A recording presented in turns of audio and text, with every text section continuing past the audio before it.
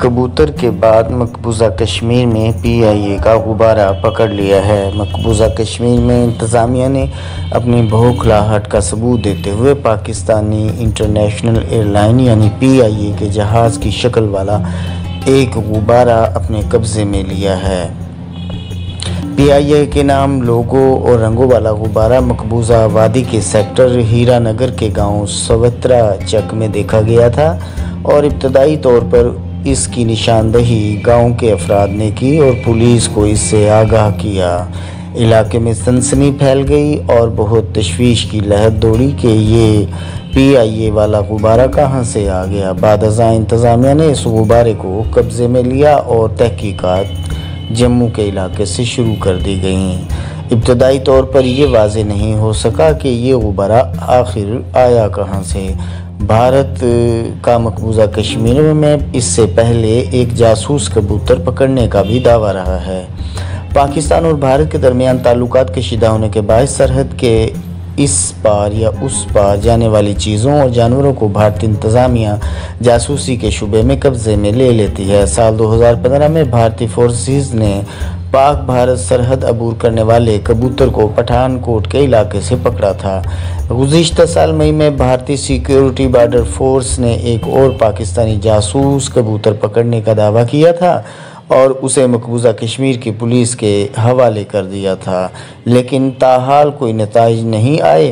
بعد ازاں پاکستانی دیہاتی کے شہری نے کہا تھا کہ وہ کبوتر اس کا تھا اور اسے جاسوسی یا دہشت گردی کے لیے استعمال کرنے کو الزامات اس بندے نے مسترد کر دیے تھے۔ اس طرح سے یہ اکثر ہوتا رہتا ہے کہ پاکستان اور بھارت کے درمیان جو قریبی دیہات ہیں وہاں پر مختلف قسم کے کبوتر جو دوسرے ملک سے آئے ہوں یا کوئی ایسے غبارے وہ پکڑ لیے جاتے ہیں اور یہ شک کیا جاتا ہے کہ یہ سب کچھ جاسوسی کے نقطہ نظر سے آمد و رفت ہو رہی ہے۔ واضح رہے کہ اس سے پہلے کبوتر کی پاکستانی جس کو جاسوس کہا گیا تھا اس کے بارے میں خبر آئی تھی اور جو بھارت نے دعویٰ کیا تھا کہ پاکستان کا کبوتر انٹیلیجنس ایجنسیوں کو چوغا دے کر جب وہ ان کو پنجرے سے کھولنے لگے تو اڑ گیا کبوتر، واپس پاکستان کی طرف اڑ گیا اور یہ حکام انڈیا کے تھے جنہوں نے دعویٰ کیا تھا کہ پاکستان کا جاسوس کبوتر پولیس کی قید سے فرار ہونے میں کامیاب ہو گیا، جس کی اطلاع انٹیلیجنس ایجنسیوں کو بھی کر دی گئی تھی اور پاکستانی جاسوس کبوتر راجستھان پولیس کی نااہلی کی وجہ سے اس وقت قید سے فرار ہونے میں کامیاب ہو گیا تھا جب ایک کانسٹیبل نے جانچ پڑتال کے لیے کبوتر کا پنجرہ اٹھانے کی کوشش کی تو پاکستانی کبوتر سری گنگا نگر ضلع سے 2 گھنٹے کی کوشش کے بعد پکڑا گیا تھا اور پولیس نے انٹیلیجنس ایجنسیوں کو کبوتر کے فرار سے متعلق آگاہ بھی کر دیا تھا، جس پر پولیس افسران نے الرٹ جاری کر دیا اور بھارتی حکام نے دعویٰ کیا کہ کبوتر پاکستان کی طرف اڑ گیا ہے۔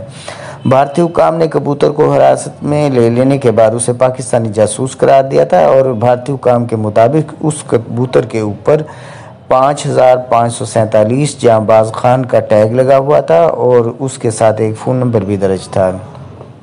اکتوبر 2016 میں بھارتی سیکیورٹی فورسز نے لائن آف کنٹرول کے قریب سے ایک اور پاکستانی کبوتر کو گرفتار کرنے کا دعویٰ کیا تھا، جس پر بھارتی وزیر اعظم نریندر مودی کے لیے ایک انتباہی نوٹ لکھے ہونے کا دعویٰ بھی کیا گیا تھا۔ واضح رہے کہ بھارت اس سے قبل بھی بہت سارے کبوتر، طوطے اور غبارے پکڑ کر ان کو پاکستانی جاسوس ہونے کا دعویٰ کرتا رہا ہے۔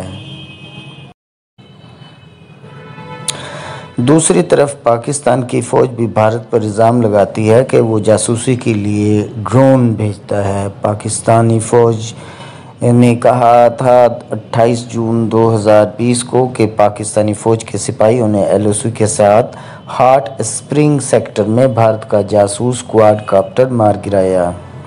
بھارتی جاسوس ڈرون ایل او سی پر پاکستان کی حدود میں بیان کیا جاتا ہے کہ 850 میٹر اندر تک آ گیا تھا۔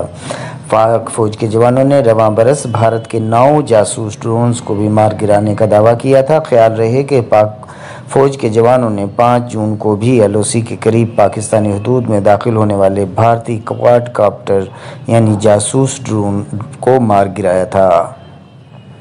جاسوس ڈرون LOC کے ساتھ خنجر سیکٹر میں گرایا گیا۔ اس اشتعال انگیزی کے دوران بھارتی کواد کاپٹر جاسوسی کے لیے پاکستانی حدود میں 500 میٹر تک گھس آیا تھا۔ بھارتی جاسوس ڈرون کے بارے میں معلوم ہوا ہے کہ پاک فوج نے LOC کے قریب رواں سال کا 8واں بھارتی جاسوس ڈرون مار گرایا تھا اور 9 اپریل 2020 کو پاک فوج نے LOC کے سانکھ سیکٹر میں داخل ہونے والے بھارتی ڈرون کو مار گرایا تھا۔